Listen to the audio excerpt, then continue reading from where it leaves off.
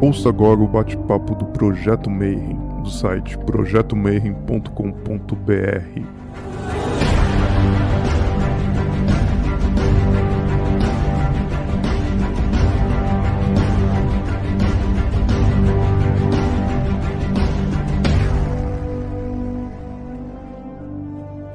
Bom dia para você que é de bom dia, boa noite para você que é da boa noite, boa tarde. Se você acabou de receber a notificação do YouTube e veio assistir mais um Bate-Papo Mayhem, e hoje vai ser um bate-papo doido, porque além dos Illuminatis, a gente tem o Partido Comunista Chinês historiando a gente. Então, se acontecer algum problema, não se preocupem. Que hoje eu estou com um convidado muito massa, a gente vai conversar um pouquinho sobre taoísmo, né? Por alguém que vivenciou isso, estuda isso desde criancinha, né? Então, o nosso convidado de hoje é Chiu Yi-Xin.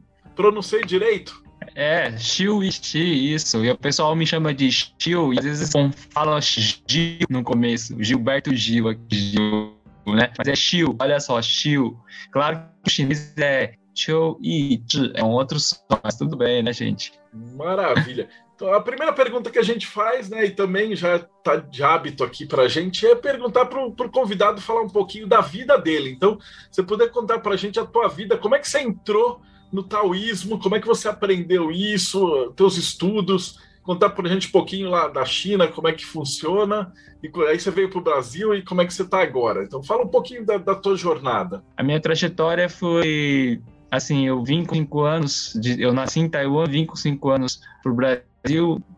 A maior parte da vida eu morei em São Paulo, tá? No começo, eu gostava muito de leituras, filosofia e poesia, né? Eu estava a ler Rimbaud, escutava Caetano Veloso, Raul Seixas, cheguei a ler o Carlos Castaneda, Fernando Pessoa. Aí, aos 14 anos, um amigo meu me levou ao poeta Roberto Piva. Não sei se vocês conhecem. E grande Piva, né? Roberto Piva, que propagava um pouco a ideia dessa relação entre poesia e xamanismo. Ele era poeta, mas também fazia rituais xamânicos. E foi através da influência dele que me levou a buscar muitas leituras, por exemplo, Arthur, Rimbaud, Laocoon, era muito literatura, né? Mircea Eliade, que falava xamanismo. Eu li o Bhagavad Gita, eu fui buscar em sebos e fui assim, né, numa convulsão alucinada, assim, de leituras e leituras. Eu, adolescente, imagino os meus pais não apoiavam, achavam que eu devia ser engenheiro, médico, porque você sabe, né, a família acha que você tem que ter emprego, então você tem que estudar, fazer exatas, né, ser um médico da vida, né, e eu não tinha tendência para gostar dessas coisas, e aí eu comecei a ler muitas coisas, né? Então eu convivia com um grupo de jovens ligados ao Piva, inclusive depois o pessoal começou a tirar o Piva do ostracismo e tudo, então e quando chegou, eu fazia nessa época Tai Chi, eu fazia também meditações em templos budistas, né? Cheguei a frequentar Hare Krishnas, e num dado momento, até lembro bem, antes da faculdade, eu entrei no Santo Daime, acho que foi o Santo Daime que foi, né, Marcelo? Mas até então só tinha lido o Dao De Jing, mas eu não tinha estudado em chinês, eu não tinha aprofundado nada, né? Eu nem tinha sido iniciado em nenhuma religião ou nenhuma... Eu frequentava, né? Mas... Então, eu praticava Tai Chi, eu praticava meditação, não comer, sem fiação a instituição nenhuma. Aliás, eu nunca gostei muito, né, de você se fiar a alguma instituição, dogmas e tudo. E daí eu lembro, assim, que depois de muito do Daime, eu parei também, falei, preciso parar de tomar ayahuasca, né, Santo Daime. E foi muito boa essa experiência que eu tive lá no Santo Daime, assim, revelando a força do sagrado mesmo, essa dimensão outra, né, essa outra realidade. Eu lembro. Então, eu era dentro da faculdade que fazia o meu mestrado em filosofia, né? Sou graduado em letras, mas eu fiz o meu mestrado. Aí eu comecei a explorar um pouco o lado da poesia, né? Que eu tenho lado poeta. Publiquei um livro, eu fiz saraus, fiz performances em saraus, fiz performance também em galerias, por aí, assim, ó, tudo com minha criação, né? Metacorporeidade, com também um parceiro artista também, né, Iraia Luziano. E eu lembro que foi o Dal que chegou para mim, na verdade, eu trabalhava como intérprete de mandarim, né, mas eu estava meio frustrado, porque eu não achava prazer naquilo que eu estava fazendo, né, embora me desse financeiramente um sustento. Só que aí eu queria continuar estudando chinês, só que eu falei, como que eu posso estudar chinês, né? Se eu ficava só estudando por obrigação. Eu tinha desistido de estudar chinês antes, né? Por conta dessa metodologia, desse método de ensino lá da minha comunidade chinesa, que eram, sabe, posso falar essa palavra? Era bem uma merda, sabe? E eu não era estimulado mesmo e eu abandonei. Meus pais ficaram muito bravos, né? Eles achavam que eu tinha que continuar estudando chinês, mas eu não tô vendo não tem nenhum proveito ali, né? Eu abandonei, aí eu fiz minha faculdade, certo? Foi aí que aconteceu que, em um determinado momento, eu cruzei numa livraria, entrei na livraria chinesa, peguei o Dao De Jing, e o Dao De Jing bateu assim no meu coração, e eu comecei a ler, falei, bom, tem tudo aqui em chinês, né? Tem algumas palavras que eu já conheço, tem que eu não conheço. Comecei a ler em casa, né? Cheguei em casa e li, e fui lendo. E fui anotando num diário, assim, tudo que eu sabia de ideogramas e tudo que eu não sabia eu procurava no dicionário. E assim eu fui estudar, como a gente fala, né, na raça. Então, comecei a melhorar bastante o chinês, comecei a ter sonhos, né, e foi assim, entendeu? Até chegar a dar aulas agora, né. A primeira pergunta básica que a galera vai falar assim é o que é o Tao? O que é o taoísmo, né? Essa palavra ismo, ela não existe lá no chinês. O que existe, né, é Tao. Tao Tia. Tao Tia é a escola de pensamento que surgiu no período dos reinos combatentes, uma época bem conturbada de guerras, né, de guerras fortíssimas. E o Lao Tzu, que escreveu esse livro Tao Te Ching, que eu traduzi, tá aqui, ó, traduzido diretamente do original, com auxílio de comentadores chineses, foi um sábio. A gente pouco também sabe da história dele, de como ele morreu, mas ele viveu por volta ali do século VI a.C., e esse sábio, provavelmente, ele já estava influenciado por outros xamãs taoístas anteriores, como bem coloca Mircea Eliade no livro Xamanismo e as Técnicas Arcaicas do Êxtase, que foi o Piva que me recomendou esse livro. E o Dao, como diz o Lao Tzu no capítulo 1, eu vou até falar aqui, o Dao que se pode falar não é o Dao constante. O nome que se pode nomear não é o nome constante. Dao ke Dao, fei chang Dao, min ke min, fei chang min. Dao ke Dao, quer dizer, o Dao que eu posso falar pela linguagem, aquele pelo discurso, pelos conceitos, pela linguagem humana, não capta a essência transcendente e inefável do Dao. Esse Dao, ele transcende as limitações da forma da linguagem, né? Ele transcende a mente humana. É o absoluto. Esse Dao é o absoluto. É a essência que não pode ser expressa, inclusive, pelas palavras. Embora o Lao Tzu tenha escrito esse livro, né? Esse livro aqui com 81 capítulos curtíssimos, não dá nem 1.000 palavras, ou seja, ele é mais conciso do que a metafísica de Aristóteles, né, é muito mais conciso que os evangelhos, né, da Bíblia. Então, mas assim, a grande síntese, digamos assim, está aqui no Dao De Jing. E também a gente tem o mestre Liezi, que vem depois de Lao Tzu, e o mestre Zhuangzi, a gente chinês fala Liezi, que eu traduzi aqui também, o vazio perfeito, que tem muitos ensinamentos taoístas, né? Por exemplo, o Dao, se a gente for pensar, por que o Dao ele é tão importante para os taoístas? Porque o Dao é um princípio que cria, como diz Lao Tzu Shan, né? Ele gera todas as 10.000 coisas. Ele gerou o universo. Lao Tzu foi o primeiro cara que perguntou qual é a essência desse universo. Ele não coloca essa pergunta explicitamente, mas está lá no primeiro capítulo. Ele diz: o vazio é o princípio do céu e da terra, e a existência é a mãe de todas as coisas. Aí ele diz: essas duas coisas, existência e vazio, embora com nomes diferentes, no fundo pertencem ao mesmo mistério, o mistério do Dao. Ou seja, em outras palavras, né, o que ele chama de vazio é o lado transcendente, é o lado incognoscível, é o lado mais tenebroso, é o abismo do Jacob Boehme, é aquilo que eu não consigo expressar, é o Deus abscônditos, né? E Só que ele não fica lá no abstrato, ele não fica no plano da inacessibilidade, ele se manifesta, ele tem eficácia, yon em chinês, e ele se manifesta se desdobrando como um princípio que vai criando as multiplicidades, as variedades de flores, animais e etc. Tal. Aí, quando ele faz isso, a gente no Lao Tzu percebe que ele fala que a existência é a mãe de todos os seres. Então, é como se ele dissesse assim, tá vendo? Você tem um lado transcendente, mas você tem um lado imanente, você tem um lado, né, mais abissal, mais difícil de ser conhecido, inclusive é incompreensível, e tem um lado mais manifesto, o lado mais concreto. Só que esses dois lados, o visível e o invisível coexistem, eles se complementam, eles fazem o mesmo mistério existir enquanto tal.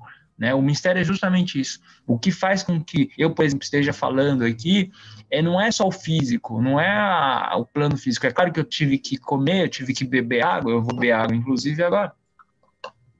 Mas é também uma outra fonte energética infinita, é uma matriz energética que o Lao Tzu chama espírito do vale que nunca morre. Né? Ele fala o espírito do vale, Ku Shan, Shan é espírito, Ku é o vale. Puxa, não morre. Quer dizer, esse é o espírito imortal, é o espírito da criatividade, da fonte criativa do universo. Né? Hoje em dia, a física quântica já está falando um pouco dessas energias escuras, matéria escura, que não é só o plano empírico material, né? Mas vai para uma outra dimensão mesmo. Né? Então, o Dao, você vê que o taoísmo, o taoísmo religioso é uma outra coisa, que vai surgir só em século I depois de Cristo. Mas o Dao De Jing e o Zhuangzi e o Liezi, eles são de uma época anterior, é algo que se chama da tradição Huang Lao. Huang Di Neijing é o livro chamado Tratado do Imperador Amarelo, né, que é taoísta. Então, nessa época, da dinastia Han, vai ter alguns livros importantes, como Huainan Zi, né? Então, você veja que curioso, né? Os chineses têm sempre Zi, né? Zhuangzi, Lao Tzu, Liezi, tudo Tzu no final. Esse Tzu quer dizer filho. E Lao Tzu quer dizer... O que é Lao Tzu? O nome Lao Tse, né? Lao Tzu. Lao Tzu quer dizer criança velha. Era um sábio velho, né? Um sábio velho e criança velha, né? Então, Lao Tzu. Então, você tem essas obras aí com esse Tzu no final, tá? Huainan Tzu, né? Enfim, toda uma sabedoria taoísta aí. E que é uma escola de pensamento, antes de ser religião, antes de instituição. A religião só vai vir depois de Cristo e florescer lá mais para frente. Como é que eles fizeram para passar? Porque começou com uma filosofia, então era o quê? Uma escola que estudava o Dao. E como é que isso se torna uma religião? Então o que aconteceu é o seguinte, inclusive eu tenho esse livro que não tem mais, tem em inglês, né, provavelmente, mas não tem em português, tem muitas obras. Esse cara que escreveu esse livro, Lao Tzu Shang Zhu, tá? Ele comentou, e só sobrou, porque outras partes não sobrou, né? Ele é o autor chamado Zhang Baolin, né? Zhang, Z-H-A-N-G, Zhang, Dao, D-A-O, espaço L-N-G, Lin. Lin, ele foi um líder carismático religioso, ele é chamado Mestre Celestial, né? E ele surgiu no século I depois de Cristo. Ele disse que o Lao Tzu se revelou para ele, uma revelação, e esse Lao Tzu era um deus, então ele divinizou esse Lao Tzu. Vejam, quando o Lao Tzu escreveu o Dao De Jing, ele era conhecido pelo Confúcio, pela época, pelos historiadores Sima Qian, ele era apenas um pensador, ele era um sábio pensador, ele não era um deus. Então é que nem você tem autores geniais, por exemplo, você pega Patanjali, né? Patanjali na Índia, né? Você pega, por exemplo, não sei, Sócrates. Sócrates não é deus, Sócrates é um sábio filósofo, né? Pega um Heráclito aqui na Grécia, enfim. Então o Lao Tzu era como o Sócrates, um cara que tinha iluminação, tinha ideias. Só que quando apareceu para esse Zhang Baolin, e ele ele era sacerdote, ele fundou uma religião a partir dessa relação, entende? E aí surgiu o chamado movimento dos mestres celestiais. Aí depois vai surgir vários desdobramentos de várias ordens aí, entendeu? E aí começa no Dao. E qual que é o princípio até chegar nas 10 mil coisas, né? Pelo que você está falando para a gente do hermetismo, eu entendo que o Dao é o mais perto que dá para eu entender do que é Keter, que para a gente é o incognoscível. E aí, quando você coloca em palavras, ele vai para Rockmar. Então você segue assim na árvore muito dessa filosofia, do jeito que ele parte. Aí até aí chega nas 10 mil coisas que é Isso, ó. Malkuth. Então, exatamente. E o que tem nesse meio termo entre o Dao e as 10 mil coisas? Então é assim, né? O Lao Tzu, tem um sábio que fala o seguinte, o Rei Shangon, ele diz assim, o Dao ele não pode ser captado pelos nossos 5 sentidos. Mesmo que ele seja olhado, ele não pode ser visto. Olhado sem ser visto, seu nome é invisível. Escutado, vai ser escutado. Ele é inaudível. Enfim, então ele sempre é transcendente, ao mesmo tempo que ele esteja onipresente em todas as coisas. Mas esse é o paradoxo, que é o que eu estava, inclusive, esses dias aí pensando, né? E aí compartilhando com vocês, né? Não é porque ele é transcendente, ele é incognoscível, que ele fica totalmente obscuro. E essa é a poesia ambivalente do Dao. Ele ora existe, ora não existe. Ruo Tun Ruo, né? Então, os filósofos e sábios, ao longo de gerações e gerações, desde a época de Lao Tzu, imagina, teve muitos escritores e poetas que foram influenciados lá na China, né? Tao Yemin, por exemplo, é um poeta que eles vão falar de maneira a ressaltar essa ambivalência poética. E o que acontece é o seguinte, né? O Rei Shangon, como eu estava falando agora há pouco, ele fala que a gente pode, embora não consiga apreender o Dao com os sentidos e nem com a razão humana, nem com a inteligência, nem com o intelecto, coisa que os gregos apostaram. Vocês sabem muito bem disso, né? Os gregos, porque eu estudei filosofia grega no meu mestrado e na minha graduação. Então, os gregos tinham essa aposta na racionalidade do logos, né? Como faculdade intelectiva. O logos é o logisticon de Platão, né, que é a maneira de você capturar a essência, né, da forma, da beleza, da forma, da verdade, do bem, etc. Então, para eles era possível essa captação através do momento que a razão consegue alcançar isso. Mas para os taoístas, tudo que é possível não é possível pelos sentidos e não é possível pela razão, mas é possível pelo silêncio, né? O Qin. Então tem uma frase lá do Lao Tzu que ele fala assim: o sábio pratica o ensinamento sem falar. Ele pratica o ensinamento sem falar e age pela não ação, wei, né? A não ação. Então aí a gente teria que falar do princípio da não ação, né? Do wei, que o pessoal entre os taoístas, entre os simpatizantes adoram ouvir, né, sobre o princípio da nação. Então, o Wei, como diz uma história, por exemplo, do Zhuangzi, né? Eu vou pela história, tá?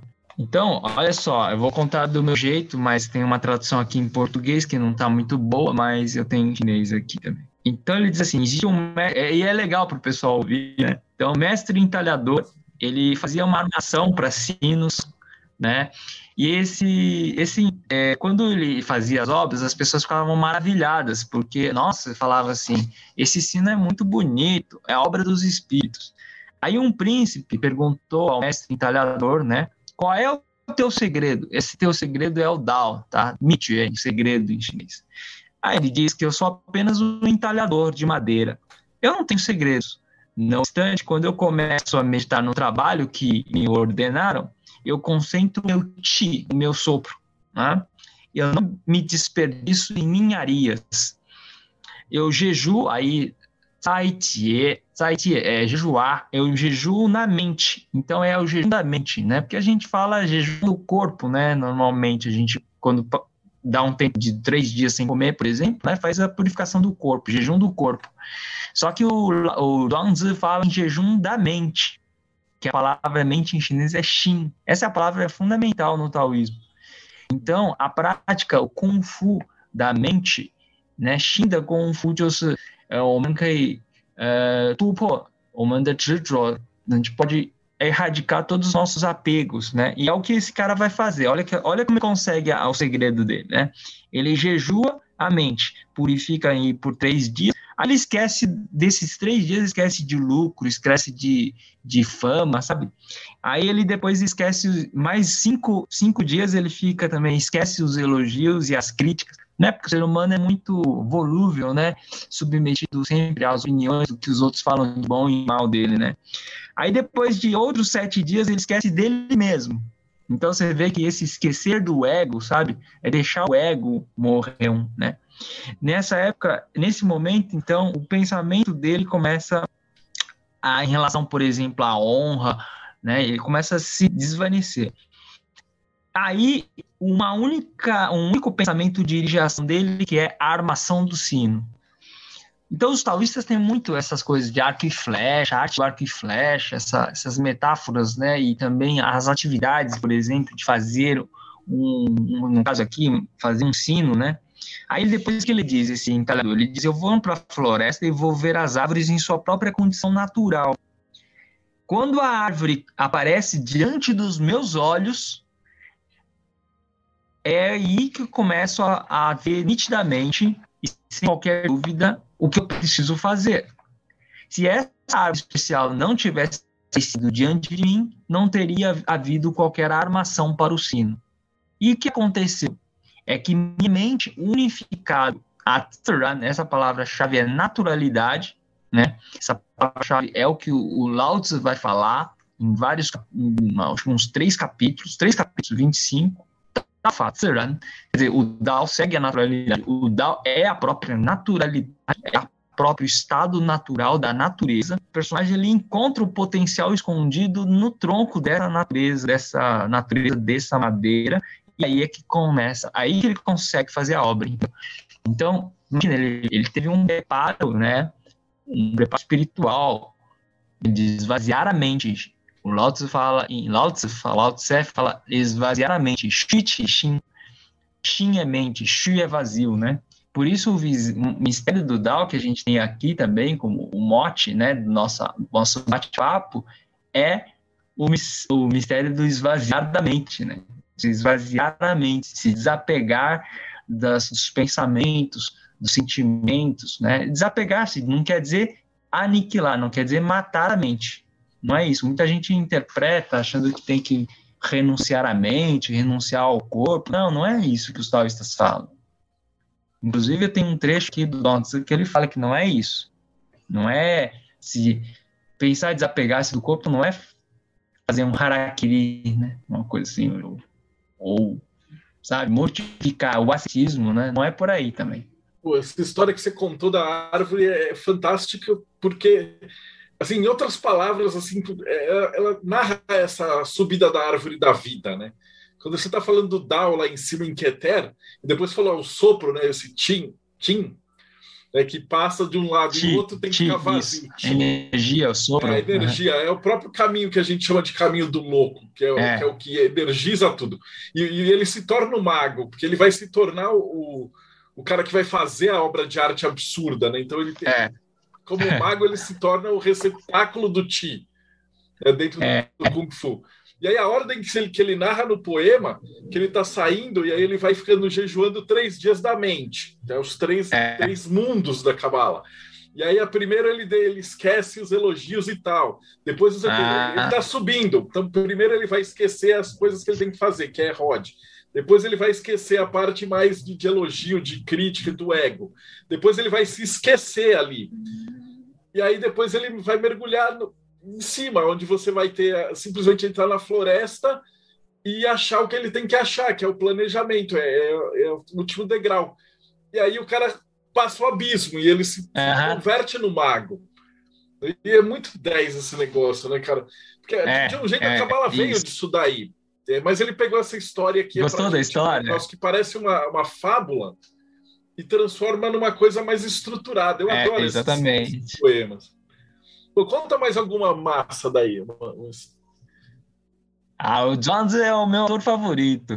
Eu dou aulas sobre Zhuangzi, aliás, eu traduzi o Vazio Perfeito do Lietzi. O Lietzi é tão poético e tão fabuloso como esse Zhuangzi. Ele é dos melhores, esses dois seguidores de Lao Tzu. Eles conseguem traduzir os princípios de Lao Tzu em histórias incríveis. E as histórias também podem ser lidas do ponto de vista metafórico, mas também do ponto de vista simbólico, também do ponto de vista real mesmo. Realmente é o que acontece quando você faz magia, né? Você está num mundo de que tudo é possível, onde tudo é possível, né? Tudo é possível.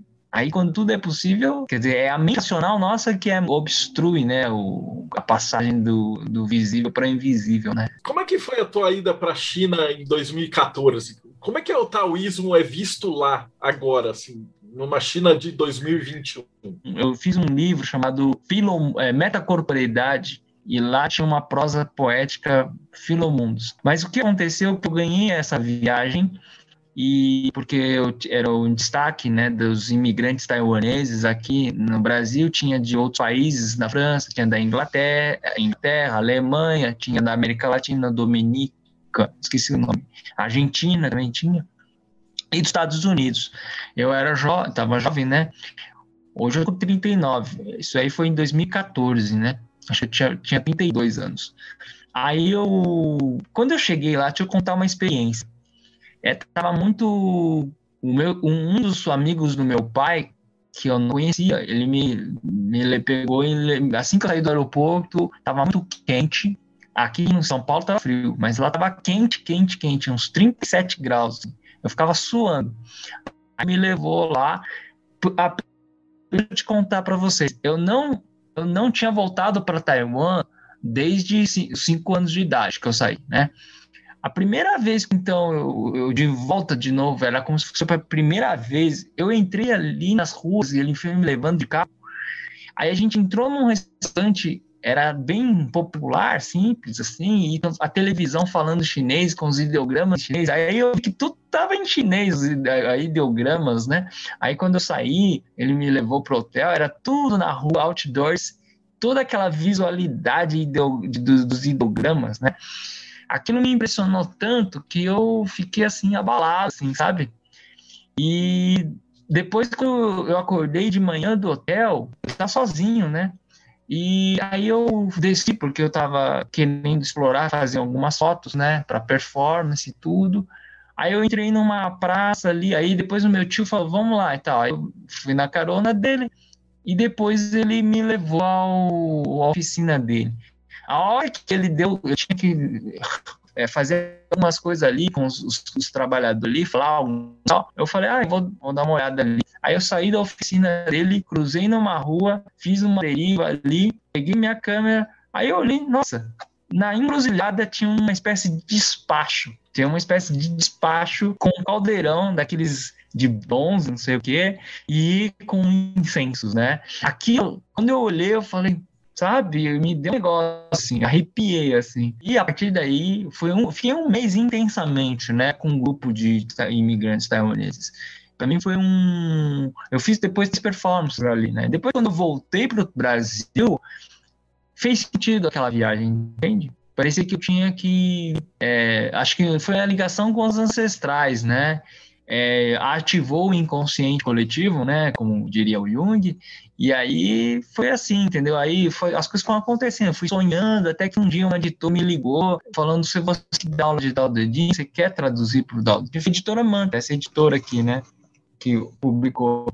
E foi uma série de sincronicidades, entende? Como é que uma pessoa que não manja nada de taoísmo vai começar a estudar o taoísmo? O que você diria, assim, o conselho que você daria, né? O cara conseguir entender, porque para a gente, eu peguei, assim, você lê, as histórias são muito fantásticas, mas a hora que você chega nessa parte de, tipo, entender exatamente, porque é sempre uma tradução, e do ideograma para o português, você perde muita coisa, né? Então, que conselho que você daria para o cara que está começando? Com certeza. Tem livros que ele deve ler, que é esse clássico do Lao Tzu, que é o Dao De Jing. Pode ler também o Introdução à Filosofia Chinesa. Tem alguns livros em português, deve buscar, né? Introdução às Religiões Chinesas, da editora Unesp, do Mário Possetti, que eu recomendo muito esse livro, porque ele contextualiza, né, o momento histórico filosófico. Porque vocês sabem que minha formação é em filosofia, né? O que eu gosto é da filosofia, o que eu gosto é do pensamento, mas não a filosofia. Hoje, ainda bem que tem o intercultural. Existe um movimento intercultural.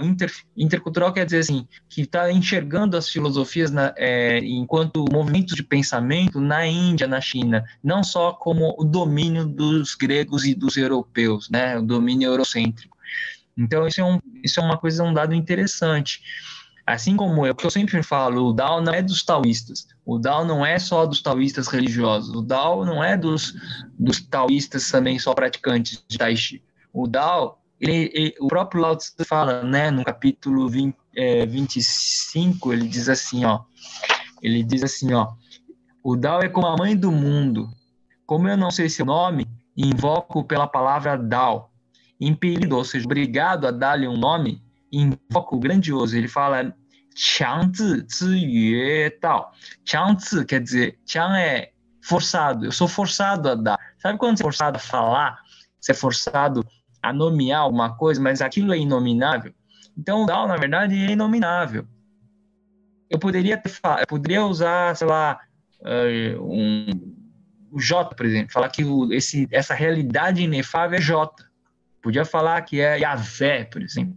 Podia falar que é Deus, podia falar que é o Daime, que é o Dharma.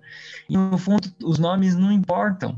E você vê como seres humanos hoje se prendem aos nomes, né? Prendem. E aí fazem guerras religiosas, guerras de facções, de quem tem mais aquilo ou tem mais aquilo lá, enfim.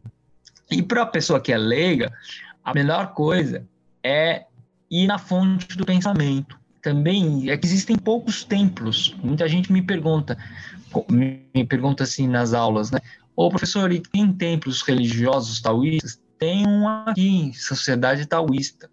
Mas é uma versão, é uma interpretação. Eu tenho o privilégio que eu conseguir falar pela poesia, né? Porque tem muitos poemas, a maneira poética como eles se expressam, né? Como eu falei dessa história do Zhuangzi, e vai para uma via totalmente, não é antirracional, simplesmente não é nem racional nem irracional, é uma outra via. Para quem lê poesia, para quem gosta de poesia, é a poesia, entendeu?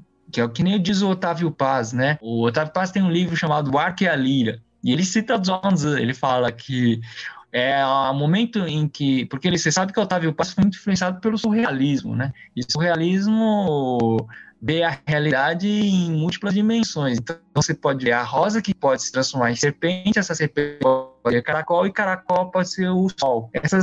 Essa realidade que...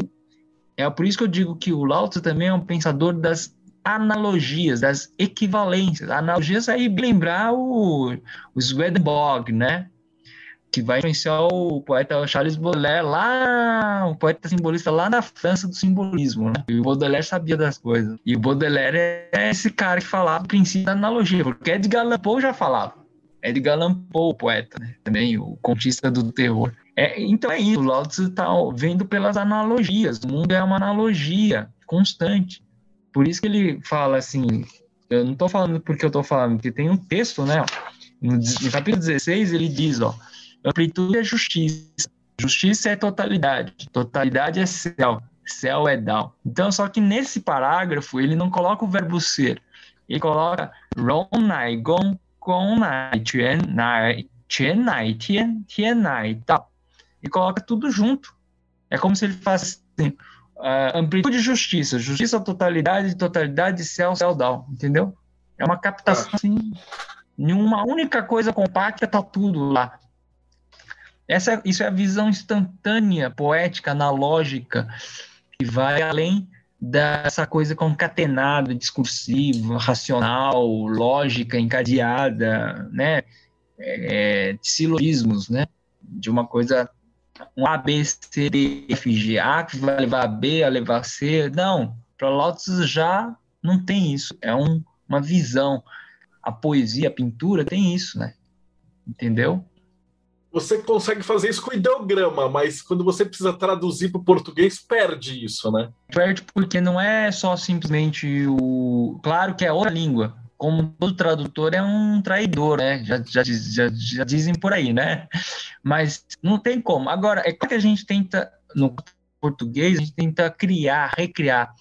Eu acredito muito no Haroldo de Campos, né? Que é a transcrição. O Haroldo de Campos, que foi um poeta que traduziu muito essas culturas também, né? Ele traduziu poesia japonesa e tal. Ele traduziu, inclusive, poemas chineses. O Li Po, né? Li Pai, famoso Li Po. Você já conhece o citarista Alberto Marcicano?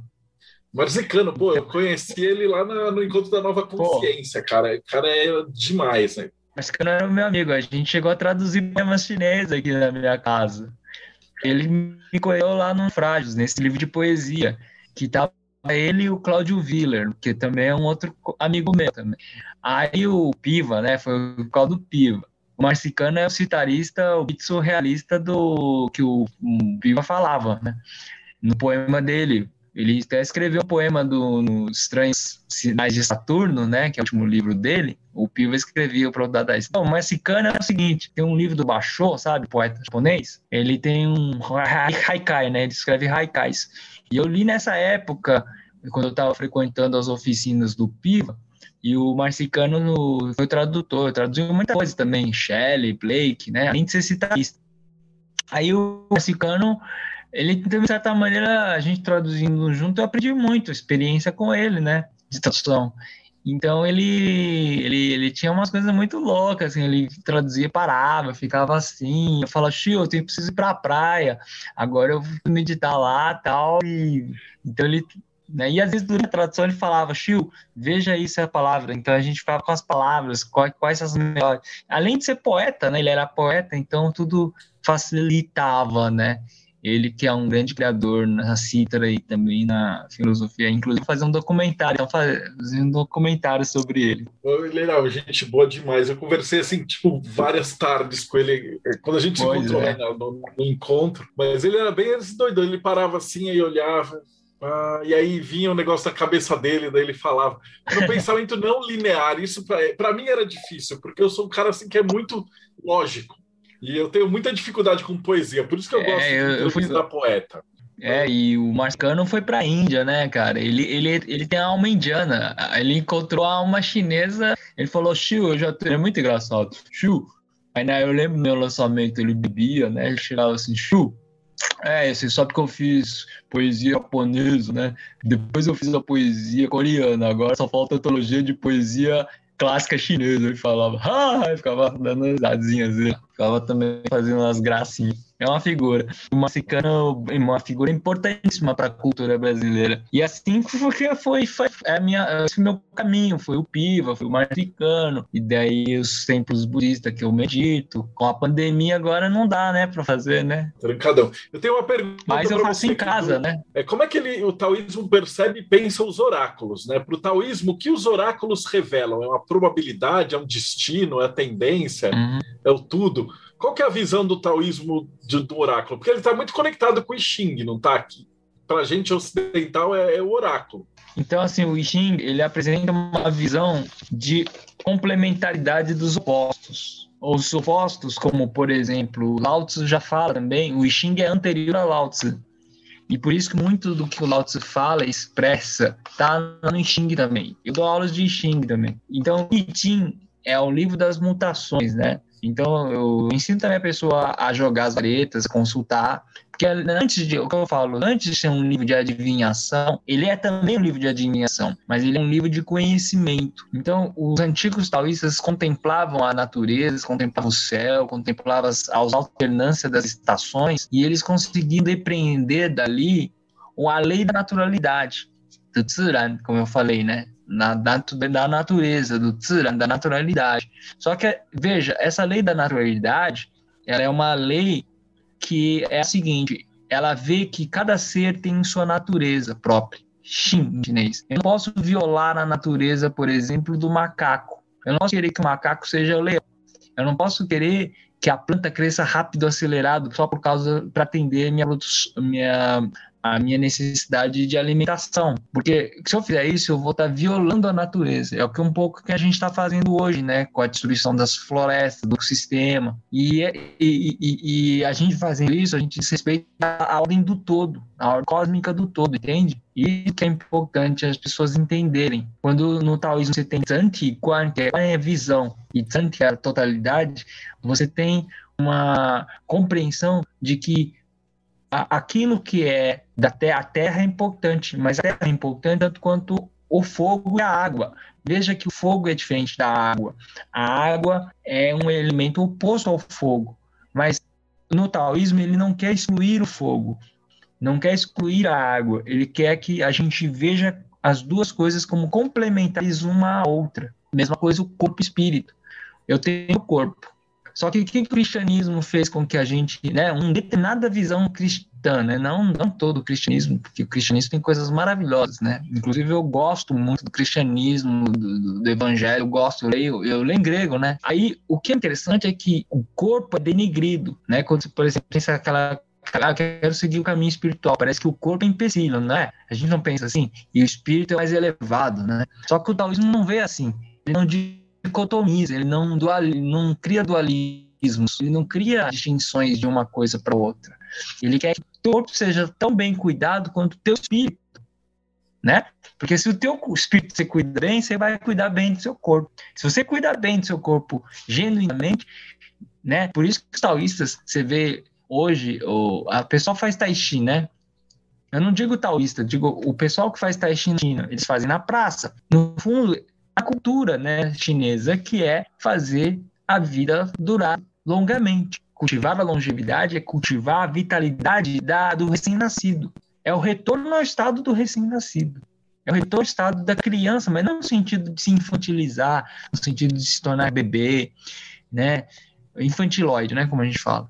Não, é um estado do renascimento.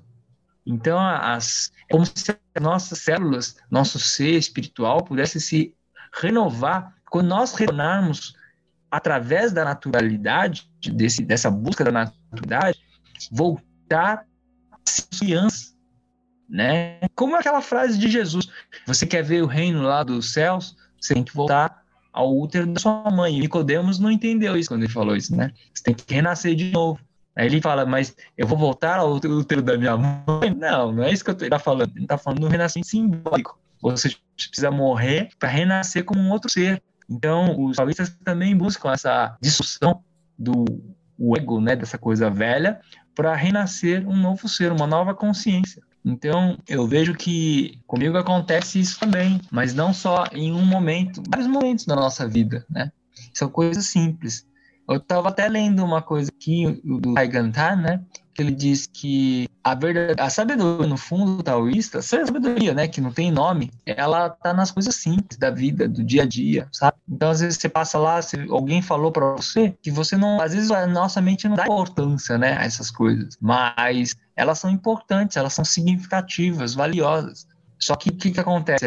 Conforme a gente mecanicamente se robotizando, a gente foi perdendo a naturalidade. Os taoístas, já na época em que estavam vivendo, eles estavam sacando que a sociedade estava em crise por causa dessa perda da naturalidade. Aí os homens começam, ele diz Dao De Jing, os homens começam a usar a astúcia, né, a sagacidade, né, é a sagacidade para manipular as pessoas, para burlar, para, fazer coisas antiéticas e que vão contrariar a lei do universo. Lao Tse é um cara muito mais amplo, ele vai para o âmbito do universo, ele acha que a lei não é só antropocêntrica, não é a lei do humano, né? A ética não é só a ética humana, é o que hoje as pessoas e os filósofos, sociólogos estão chegando a uma ética planetária. Então, o Lao Tse já estava falando isso lá atrás, é a lei da natureza do cosmos, não é a lei dos homens, aí também vale para os macacos, para o leão, para o ecossistema, para o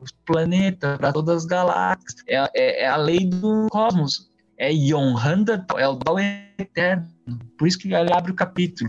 Chan Dao, Dao constante, é Yonhanda Dao, é um Dao eterno, Dao da eternidade. Santo Agostinho estava certo também quando ele falava da eternidade, né? Os mestres místicos do Ocidente aqui, Jacob Boehme, está certo também. Eles estavam vislumbrando essa lei cósmica eterna, imutável. Puxa, não morre em chinês, né? Puxa, putai, imutável. Então, essa lei é ampla, ela vai além, transcende o âmbito humano, como, por exemplo, tem na mesma época que o Lao Tse, o Confúcio. O Confúcio, ele usa a palavra Dao também. Essa palavra Dao para Confúcio é uma acepção moral.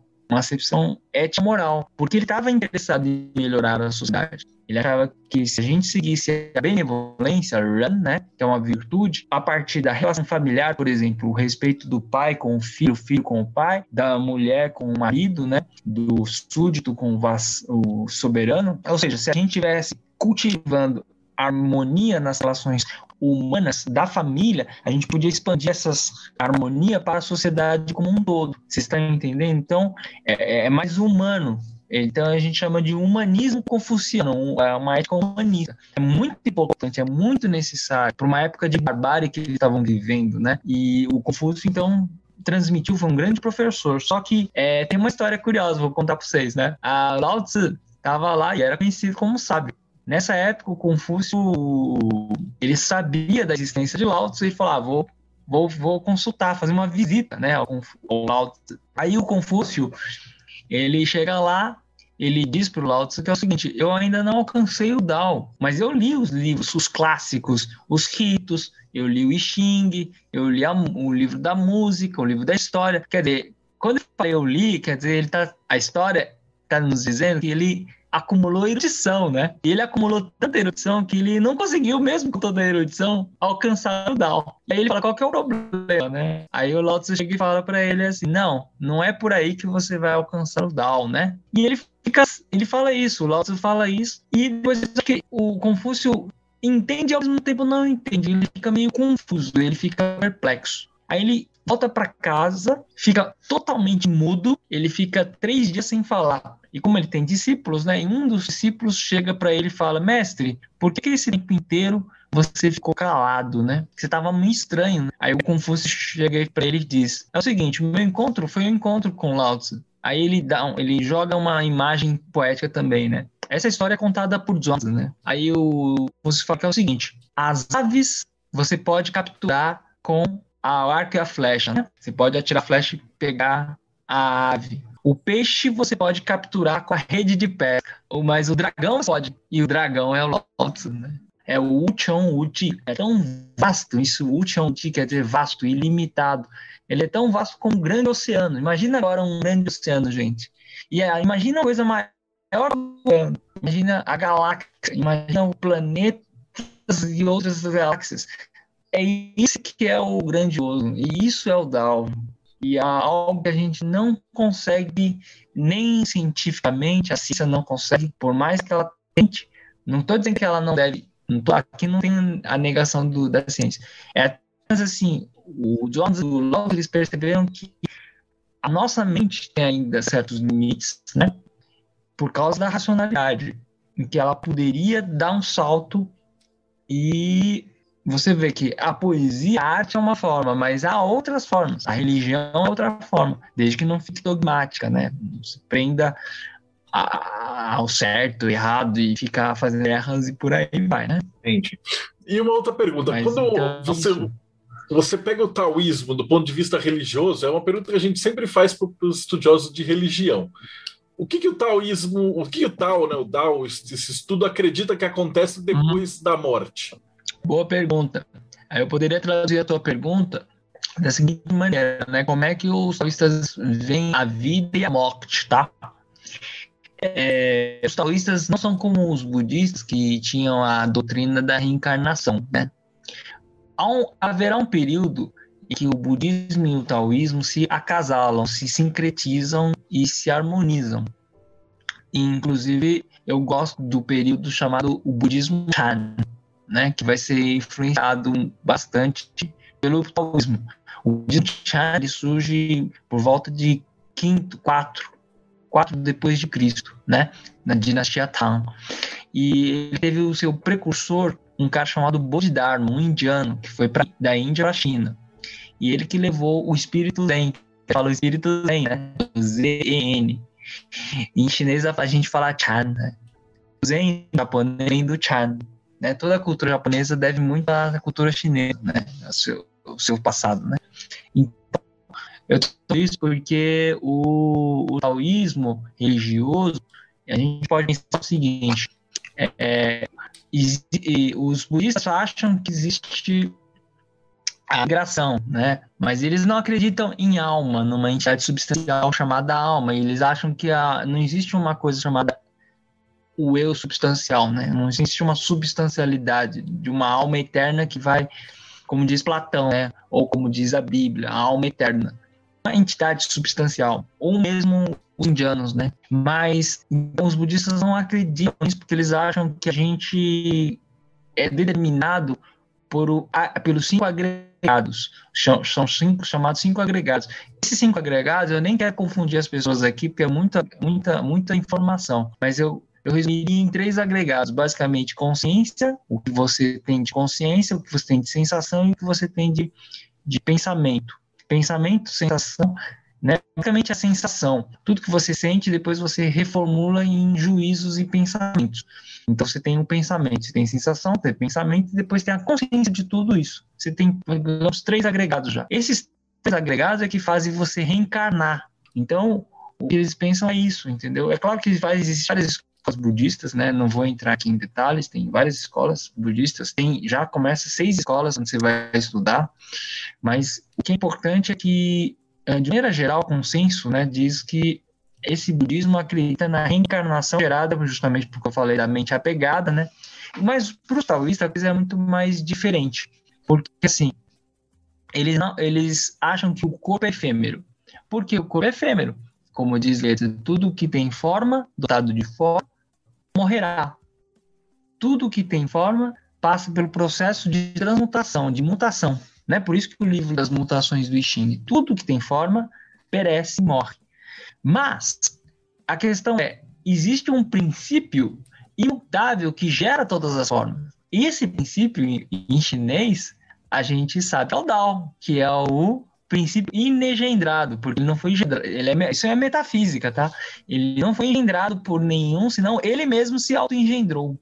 Ele é o princípio da automutação e do termo dele é automutação, autogeração, né? É uma espécie de autopoiesis, para lembrar da morte do Humberto Maturana, do biólogo chileno que acabou de falecer esses dias. Eles têm um árvore do conhecimento. Eles falavam ele e o Francisco Varela falavam em autopoiesis, que é um pouco essa ideia de Ziran, da naturalidade do Tao. Ele é um princípio autocriador. Nesse sentido, não é como Deus que a gente personifica Deus, né? Então, aqui no Vazio Perfeito, lá, o Lieto diz, é o princípio imutável, é o inegendrado, possui a força de gerar, e o imutável possui a força de transmutar. Só que, olha só, lá na frente ele fala, tal como o imutável jamais se esgota, com seus movimentos infinitos de avanço e retorno, da mesma maneira, o princípio do Tao, em sua unidade, permanece inesgotável. Ou seja, todas as coisas mudam, mas o nosso corpo morre, tudo muda, né? Os nossos pensamentos morrem, mas só uma coisa não morre. É o princípio eterno, absoluto, Yonhan, né? Eterno, desse Chandao, desse Dao constante. Por isso que ele é ilimitado, por isso que ele é de uma eficácia inesgotável. A eficácia é a palavra Yon, que o Lao Tzu usa muitas vezes no livro.